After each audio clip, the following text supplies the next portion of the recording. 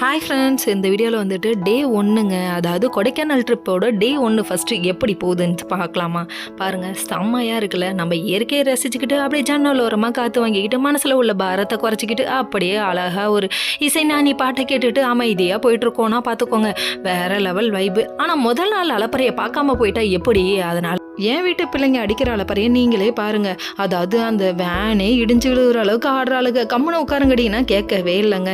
இவங்க 2 பேரும் அடிக்கிற அலப்பறை தாங்க முடியல. இங்கே பாருங்கள், அந்த ஓடுற பஸ்ஸில் எப்படி குதிக்குதுங்கன்னு பாருங்களேன். இதுங்க அலப்பறை ஐயோ, வருஷத்துக்கு ஒரு தடவை வெளியே கூட்டு வந்தாலும் படுறோம். கொடைக்கானல் போய் இறங்கின உடனே ஃபஸ்ட்டு நாங்கள் போனது கோயிலுக்கு தாங்க. அதாவது முருகனோட கோயில். யார் யார் வீட்டிலலாம் முருகன் இஷ்ட தெய்வமாக இருக்காருன்னு நீங்களே கமெண்ட் செக்ஷனில் கமெண்ட் பண்ணுங்கள். அதாவது இந்த கோயிலுக்கு வர்றது ரொம்ப நல்லதுன்னு கூட சொல்கிறாங்க. பல பேரோட வேண்டுதல் பழிக்குதுன்னு வேற சொல்கிறாங்க. கோயில் வந்து பார்க்க சின்னதாக இருந்தாலும் ரொம்ப நீட்டாக இருந்ததுங்க அந்த இடம். அதாவது அந்த கலசத்தை பாருங்கள், இது கலசம்னு தானே சொல்லுவாங்க. அதாவது செம்பு கலசம்னு சொல்லுவாங்களே, நல்லா பெருசாக உயரமாக எவ்வளோ அழகாக இருக்குது தெரியுங்களா? இதெல்லாம் பார்க்க வேறு லெவலில் இருந்தது. ஆனால் கோயிலுக்குள்ளே ஃபோன் அலவுட் இல்லைன்னு சொல்லிட்டாங்க. அதனால் உள்ளே இருக்க சாமியை நம்மளால் காமிக்க முடியல. வெளியில் இருக்கிறதெல்லாம் இதுதாங்க. செம்ம நீட்டாக இருந்தது. ஃபாரினர்ஸ்லாம் கூட நிறைய பேர் வந்திருந்தாங்கன்னா பார்த்துக்கோங்க. கோயில் பார்க்க சின்னதாக இருந்தாலும் செம்மையாக இருந்துச்சு. இது என்ன சாமின்னு தெரியல. நம்மளும் ஒரு வணக்கத்தை போட்டுருவோம்னு சொல்லிட்டு வந்ததுக்கு ஒரு வணக்கத்தை போட்டுட்டு நம்ம கிளம்பிட்டோம்னா பார்த்துக்கோங்க. கோயிலோட கோபுரத்தையும் பார்த்துக்கோங்க. குழந்தை வேலைப்பர்னு சொல்லிட்டு இருக்கும். கொடைக்கானல் வந்தீங்கன்னா கண்டிப்பாக எல்லாருமே இந்த கோயிலுக்கு வரணும். இது இந்த ஊர்லேயே ஃபேமஸ்ன்னு வேற சொல்கிறாங்க. நல்லா வாழை தோரணெல்லாம் கட்டி செம்மையாக இருந்துச்சுங்க.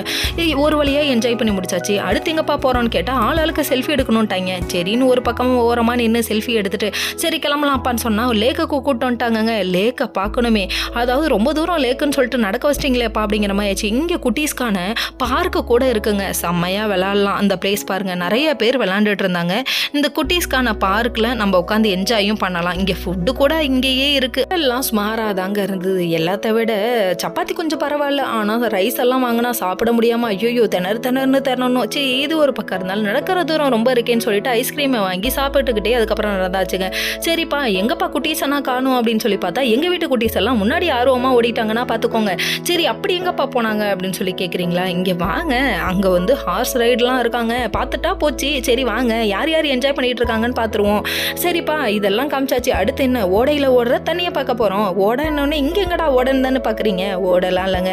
அதாவது இங்கே ஒரு தூரத்தில் அழகாக செம்ம க்யூட்டாக தண்ணி வேற போயிட்டு இருந்தது. அதில் அப்படியே கை காலை வச்சு நினச்சி விளாண்டுட்டு சரிப்பா போதும்ப்பா வந்ததுக்கு பார்த்துடலாம்ப்பா அப்படின்னு சொல்லிட்டு பார்த்தா தூரத்தில் அங்கே பாருங்க ரோப்பில் தொங்கிக்கிட்டு போகிறாங்களாம். உங்களுக்கு தெரியுதா இல்லையான்னு தெரியல. க்ளோஸ்அப்பில் போய் என்னால் எடுக்க முடியல. இதை மாதிரி போறியான்னு என் வீட்லேயும் கேட்டாங்க. எதுக்கு நம்மளை பழி கொடுத்துட்டு அடுத்த கல்யாணம் பண்ணுறதுக்கான்னு சொல்லிட்டு எல்லாரும் கலாய்ச்சி விட்டாங்கன்னா பார்த்துக்கோங்க. இதுதான் அந்த லேக்கு. எல்லாரும் உட்கார ஆரம்பிச்சிட்டாங்க. வேற லெவலில் என்ஜாய் பண்ண ஆரம்பிச்சிட்டாங்க. நல்லா ஃப்ரீயாக ஜாலியாக உட்காந்து பேசலாம்னா பார்த்துக்கோங்க. எங்கள் வீட்டு குட்டீஸ் எல்லாம் விளையாடவும் ஆரம்பிச்சிட்டாங்க. எப்பா குட்டீஸ் ஒரு வழியாக 4 பேத்துக்கிட்ட தள்ளிட்டோமே இந்த ஆனந்தத்தில் வேற இருந்தோம். அதுக்கப்புறம் கடைசியில் பார்க்கு கூப்பிட்டோன்ட்டாங்க. இங்கே பாருங்க, இவங்களும் பார்க்கில் குழந்தையாவே மாறிட்டாங்கன்னா பார்த்துக்கோங்க. இதில் வேற என் பையன் ஆன்ட்டி பிச்சுக்கிச்சு ஆன்ட்டின்னு கத்திக்கிட்டே ஓடியாரான். அதுக்கப்புறம் பார்த்தா இவரு வேணாம் தம்பி ரிஸ்க் எடுக்காதீங்கன்னா கேட்கலங்க. உடனே இவரும் ஜம்ப் ஆகி வந்துட்டாருன்னா பார்த்துக்கோங்க. இப்படி எல்லாருமே குழந்தையா மாறிட்டாங்க. அங்கே பாருங்க ஊஞ்சல் விளையாடுறது என்ன, இவங்க குதிரையில் ஏறுறது என்ன, ஆக மொத்தத்தில் போகிறதுக்குள்ளே இங்கே இருக்க பொருளெல்லாம் பொழந்து கட்டிட்டு போயிடணும்னு முடிவு பண்ணிட்டாங்க போல. நல்லா என்ஜாய் பண்ணுறீங்கப்பா அப்படிங்கிற மாதிரி ஆயிடுச்சு. ஆளுக்கு இங்கே பார்க்குக்கு வந்துட்டா நம்மளும் குழந்தையா மாதிரி மனசில் உள்ள பாரத்தெல்லாம் நீக்கிட்டு வேற லெவலில் என்ஜாய் பண்ண ஆரம்பிச்சிட்டாங்க. எல்லாருமே எங்களை தான் சுற்றி முற்றி வெடிக்க பார்க்க ஆரம்பிச்சிட்டாங்க. அங்கே பார்த்தீங்களா இந்த அளவுக்கு என்ஜாய் பண்ணி முடிச்சாச்சுப்பா. அடுத்து எங்கப்பா போகிறோன்னு சொல்லி கேட்டா டே 1 முடிஞ்சிருச்சுப்பா, அலைஞ்சதில் டயர்டாகிடுச்சுப்பா, வாங்கப்பா ரூம்க்கு போகலான்னு சொல்லிட்டு கூப்பிட்டு வந்துட்டாங்க.